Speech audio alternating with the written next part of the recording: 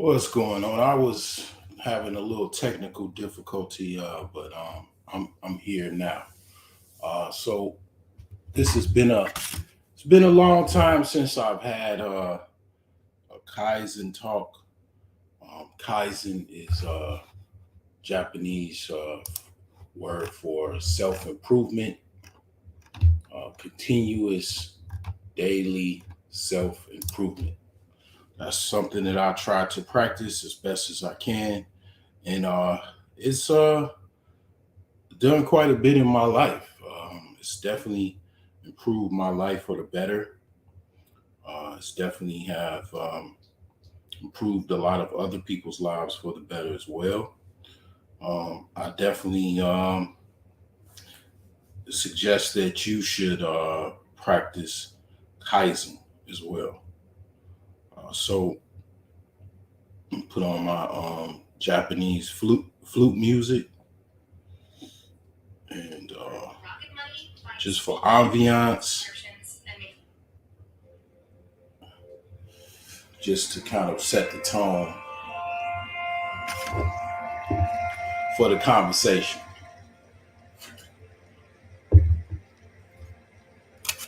So a lot going on right now, and that's kind of why I am compelled to do a Kaizen talk because a lot of times when there's a lot going on in the world, a lot of things sidetracking you, you can easily be deterred from your plans, your goals, what you want to do in life.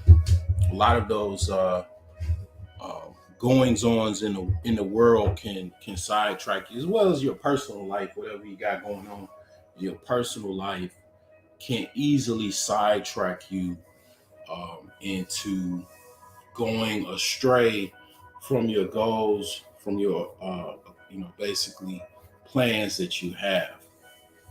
So I just want to keep in mind to not sidetrack you on your goals, on what you're trying to do in life. A lot of these things can deter you. These world events can deter you uh, from those goals. So don't be dismayed. Don't be sidetracked. I will talk a little bit about the conflict going on in Palestine and going on in that part of the world. Going to give you some historical historical timelines to let you know as far as what's the history of Palestine, Israel, and you know this is not something that is pretty much one-sided thing or another. It's just to kind of put things in perspective. Um, who is really entitled to that land on a genetic or a historical basis. And if you probably already, what I just said, you already know where I'm going with this. You know exactly where I'm going with this. I'm very well learned, very well studied. I know the history of the world for at least, I'll say, going back to at least 5,000 years for sure.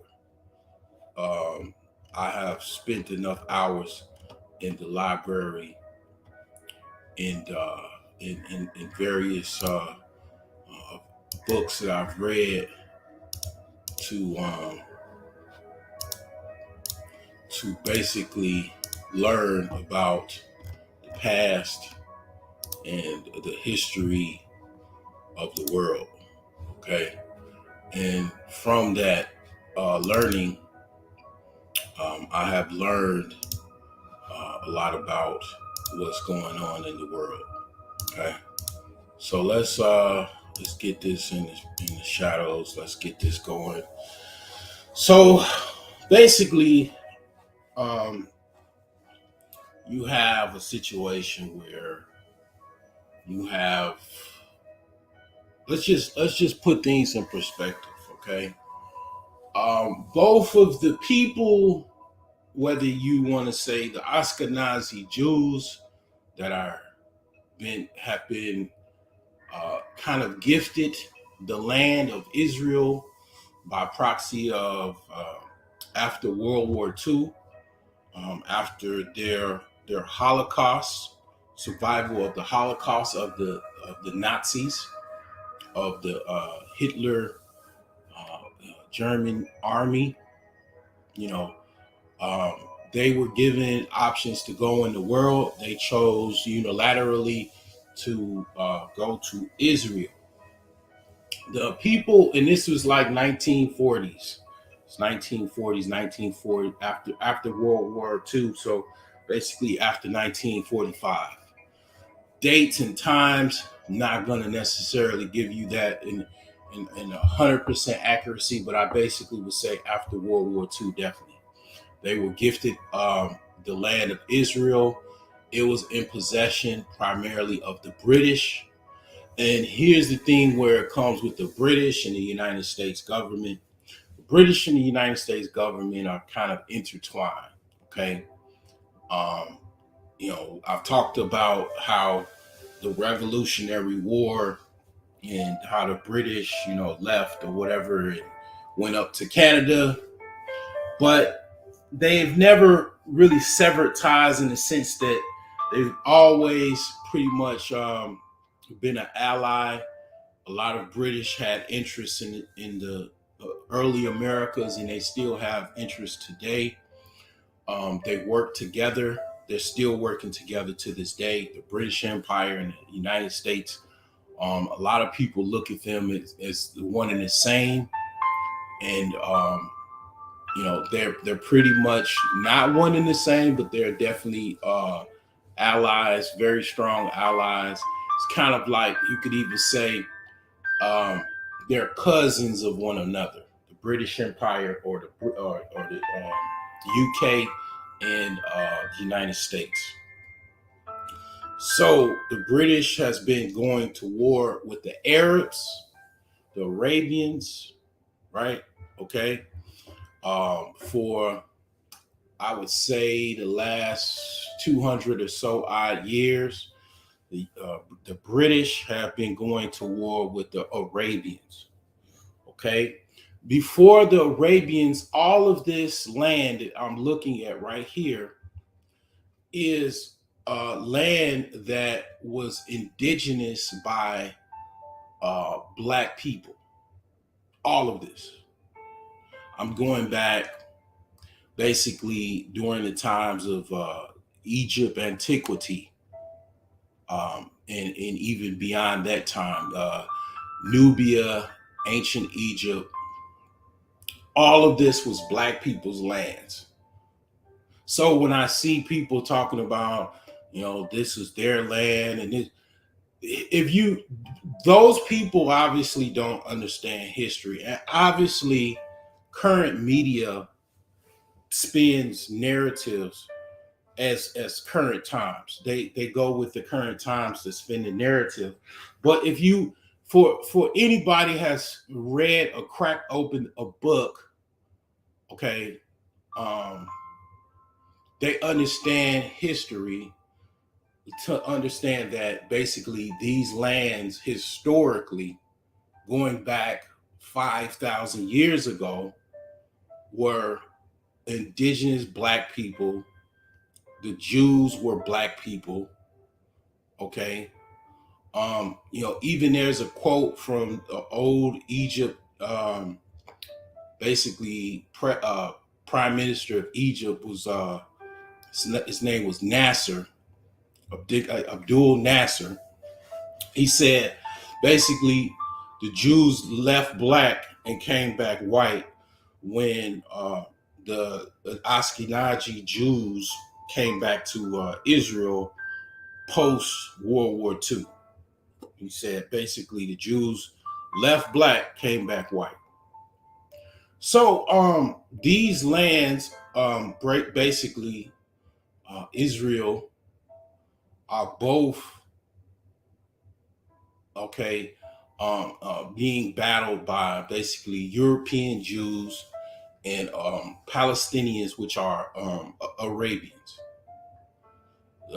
And the thing is that I don't really too much focus too much on these conflicts. Obviously, anybody anybody that's even blind can understand what's going on as far as basically, these Arabian people, Palestinian people are being hedged to this edge of this corner in the Gaza territory of Israel, and have been basically, they say, under a situation where it's an open air prison.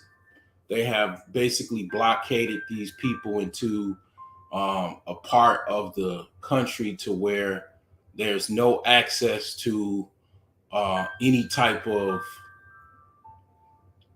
life that you would want to live, where you have an open freedom to go anywhere you want to go. You make money. They basically just blockaded these people for decades, and obviously bombed them to oblivion. They're being bombed to ashes as we speak because they made a raid to Israel, into some type of action to, uh, you know basically defy their persecution.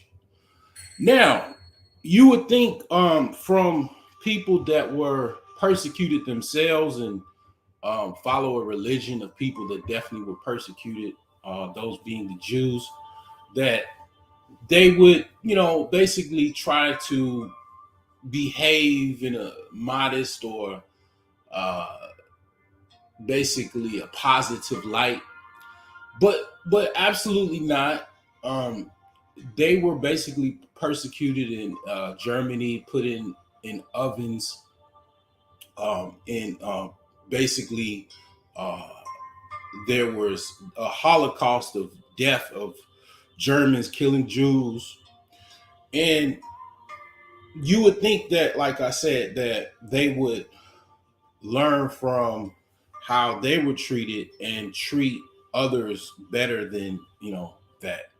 But no, they went to Israel, and they treat the people from Palestine, the people that they um, basically occupied, like dogs, that are in a cage, locked up, put in a fence, and basically have been treating them as such for decades.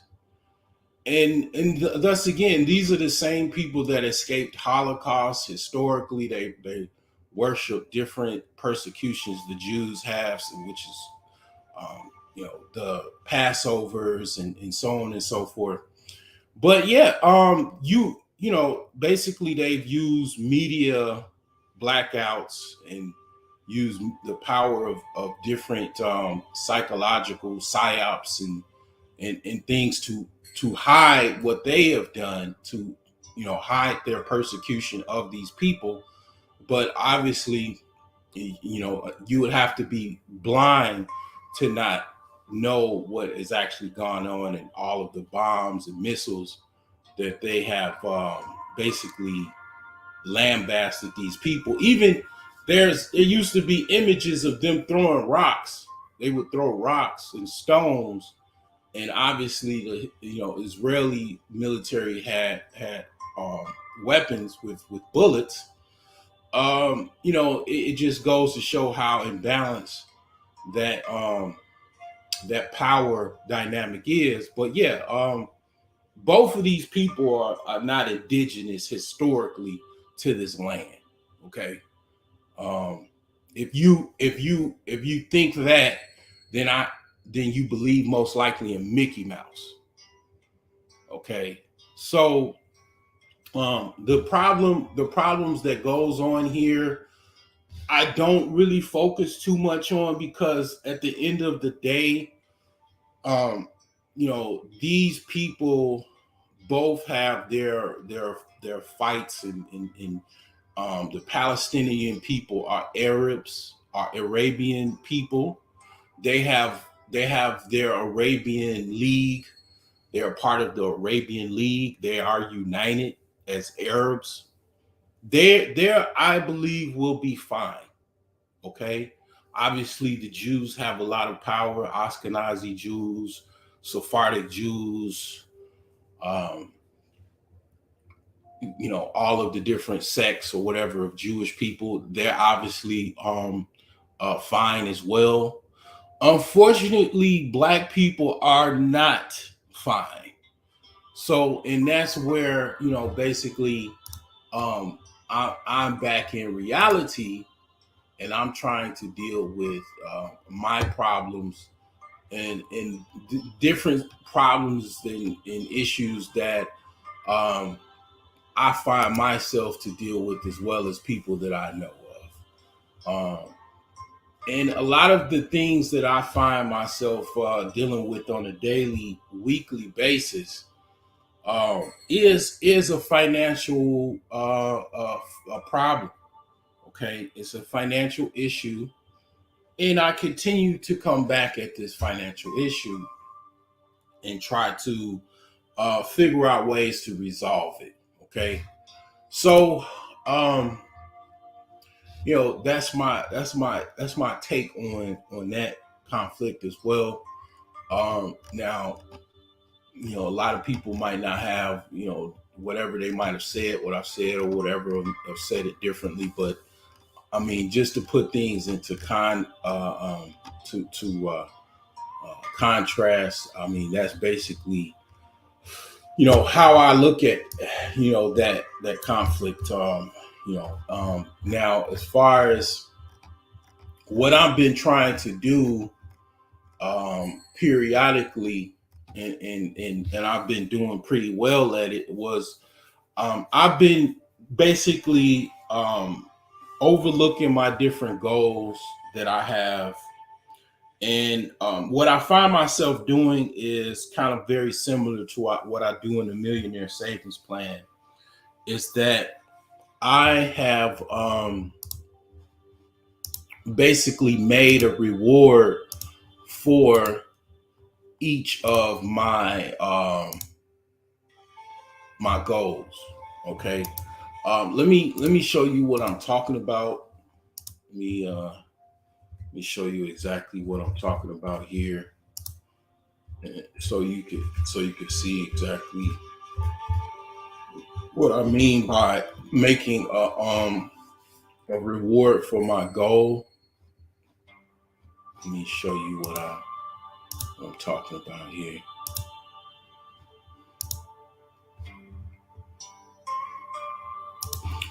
So let's see here.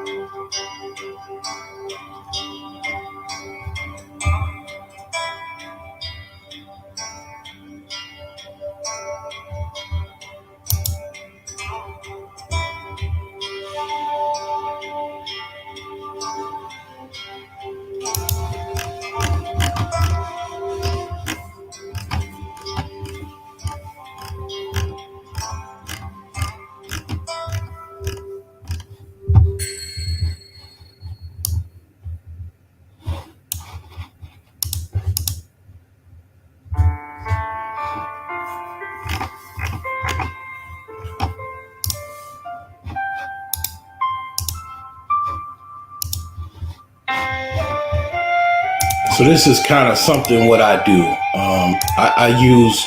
I use Google Tasks. Um, Basically, I use Google Tasks to try to um, utilize like some type of tracking system for my goals, and I give myself some type of reward for achieving my goals. So basically, like I'm pretty much almost done with my closet. I just gotta put some paint down, um, and then I'm pretty much done with my closet. And I got Bears tickets coming. I mean, they lost about 4 games so far. I don't know if it's like worth it, but I got Bears tickets coming when I achieve that. I applied. I already applied for my passport. Obviously, I got a massage I still have to get. And yeah, a lot of these goals. I need to just go ahead and pay for this so I can, you know, go there. So I just attach something to my goal to just give me something to, basically train my brain to try to achieve my goals. So this is something that I recently have started to implement, and I think that it's a good idea, and it's something that can help you achieve your goals. I dropped the join link if you wanted to talk about some different things that you're trying to deal with or overcome. Anything that you're having issues with as well. We could talk about it. I could give you some insight, or if you got some questions. Um, Another thing I'll say that I have recently started doing, I'm trying to see how it's going to work, is I start drop shipping again. I drop shipped a long time ago, but I just recently started drop shipping again, and I'm trying to see how that's going to work out. Um, I sell a lot of things on eBay. That's pretty much like a small business for me.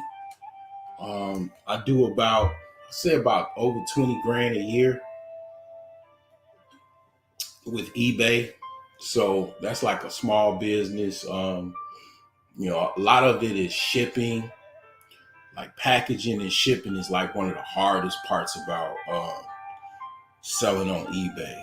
Answering questions, um, you know, just basically, yeah, the shipping and packing is a pain for most people, I'd imagine. But yeah, most of my job, like that's eBay. That's pretty much what I get paid to do, man. Um, Package and ship. I find that CVS is a lot easier because so like CVS has a contract with UPS, so you could drop your packages off at any CVS that is a participating member as a drop off with CVS. I mean with UPS, and that saves, man, a lot of time, man. I don't know how much time that saved me and problems, because most people work 9 to 5s. You get off, everything's closed. Before you go to work, everything's closed. So a lot of times trying to fit a window in to like ship stuff is like, man, it's really hard to deal with a lot of times for most people. But that's just a little tip out there that I could give you. If you are shipping, you should probably use UPS, because you could drop it off. It's not even just CVS. You could drop it off at different locations. I remember a couple times, I dropped my packages off at a Boost Mobile store. There was some Arabian guys that had a Boost Mobile store. I used to drop packages off there. I mean, anywhere. Obviously UPS gives them a cut for being a UPS drop-off location. But yeah, they get paid for basically being a drop off point for UPS, because UPS knows, okay, well, we can't really beat the post office, but we can have more drop off locations, and kind of cover ground that way, and that helped me out significantly. But yeah, it's like, stuff like that. Um, Definitely, like I said, I mean, most of what I spend my money on right now is home renovations. Definitely I have, kids, so I gotta, make sure they fine. Um, Other than that, I trade stocks. Um, that's not going. I'm not going to say that's going well. My stock trading has took some significant hits. I started trading options, kind of backed away from that a little bit. Um, just went back to just buying and selling stocks. Recently I bought a stock. I made some gains on it. I've been trying to kind of trade to a point where I'm not really overthinking it. But one of the trades, it was a stock that it filed bankruptcy, and I was able to catch it because I was like, why is this shit going down so much? And then I looked at it. I looked at a news report. They just filed bankruptcy. So that right there, a stock that's going through bankruptcy is called, I would call it a hot potato. You want to get rid of a hot potato as soon as possible, man. I couldn't hit the sell button fast enough. Now, before I hit the sell button, I think I lost probably over 100, almost close to $200, because the stock literally was filing bankruptcy. And in just case you don't know, when a stock files bankruptcy, you lose all of your underlying value of the shares. Now, you can recoup value. You'd have to go to a lawyer, a legal hearing for the company to recoup shares. It's a way. It's a way you can recoup share value. I've never done it. You damn near, you'd have to be a fucking corporate attorney to fucking, or hire a corporate attorney to get your share, to get any shares back, because it's like basically something you can do. It is a recourse you could do. You could file like for damages or something like that. Or I think like if the stock, um if it goes, like once it files bankruptcy, let's say, a lot of times what happens when a company files bankruptcy, they reorganize the company and then they refile to get back on the stock market. And then I think possibly, I'm not 100% sure, but you can kind of like get some of the new shares of the company, because you in essence had shares of the company that was already in bankruptcy. I'm not 100% sure on that. You definitely would have to talk to some legal advice for that. But I think there is some recourse you have if the company that you bought filed bankruptcy and you were left holding what would be basically a rotten egg, um, a bunch of stocks that basically would be worthless. So, I mean, maybe the brokerage firms, I would probably say the brokerage firms, the brokerage houses, they probably do stuff like that where they try to recruit some of those shares, because what happens is they end up holding those, all of those rotten eggs. It's companies that file bankruptcy every single day, and they get stuck holding those shares, of that company, before they dissolve completely. they get stuck holding those. So, but yeah, that's going. That's still in the works. Um, you gotta watch. You gotta watch your the market. You gotta you know the whole setting and forget it thing. It does not work in stocks. You have to constantly watch your stocks. Gotta check the news reports. Make sure the company is doing okay. You want to definitely watch for the word bankruptcy. I learned that a long time ago. You want to watch news reports to see if a company is filing bankruptcy. Soon as you see anything that you want to get out, even if the company has yet to file bankruptcy, they're talking about filing bankruptcy. You want to get out of that position as soon as possible. Pause. You want to get out of there because you do not want to get stuck holding any shares of a company that's filing bankruptcy or thinking about filing bankruptcy.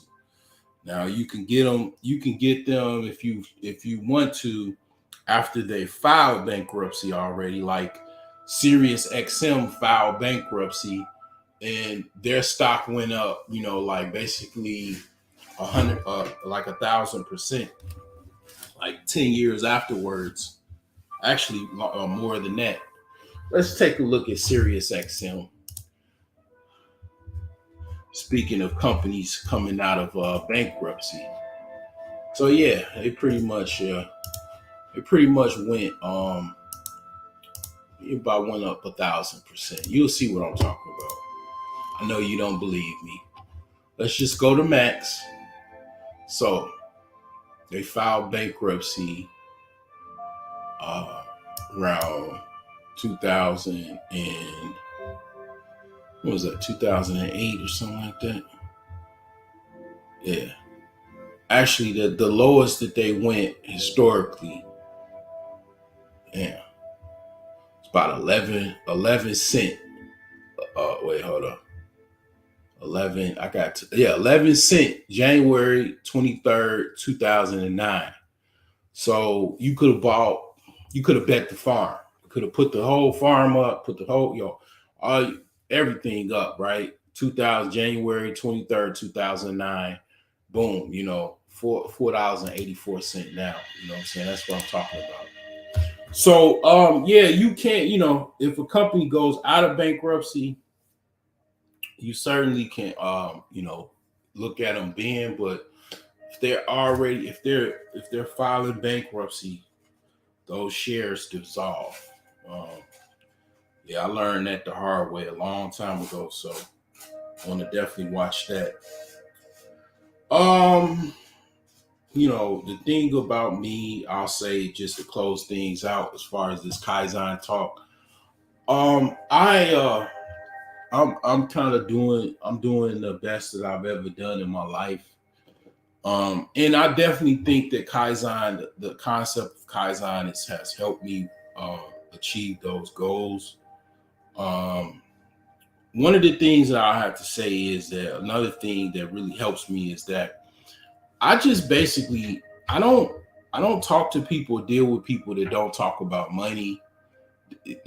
I'll say this: if you have people in your life that don't talk about two things, I'll say two things.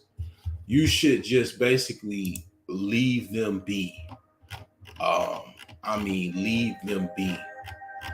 If you have friends that don't talk about this here, they don't talk about money, they don't talk about finances. Every time the conversation goes that direction, man, what you want to talk about my money for, man? Get your hands out my pocket. What you want to talk, man? Shoot, don't worry about how much money I make. What shoot? Money don't mean nothing. Man, you don't need no money. What is money? Money ain't changed nothing. when you got people like that, man, that's a bridge to nowhere. And another thing is, you got people that are not actively talking or even self-improving. They're talking about it. That's fine, but are they actually self-improving? Are they full of shit? Are they talking about stuff that they're not doing? You know, see the same people that have a problem with this also have a problem with this. That's what I'm trying to tell you. So basically those people they will sidetrack you. They will keep you down where they are, and that's down below. And that's that. I mean, if you think that you're they'll try to make you seem like you Mr. and Mrs. Tootie Goody Two Shoes because you don't want to hang with them anymore or whatever. But laugh and cry in a Benz. Okay, that's all I can say. And let your success burn through their soul. Okay. So yeah, this is all I have for this self-improvement talk. I'm not gonna keep this really long. It's just short and sweet. Basically, I'm still trying to finish my house up. I'm down in the basement. I got one wall done. Let me show you exactly where I'm at. I got one of my walls done, and then I got another wall to go. I got the cement already. Let me show you what I'm talking about. I got the cement already pretty much there.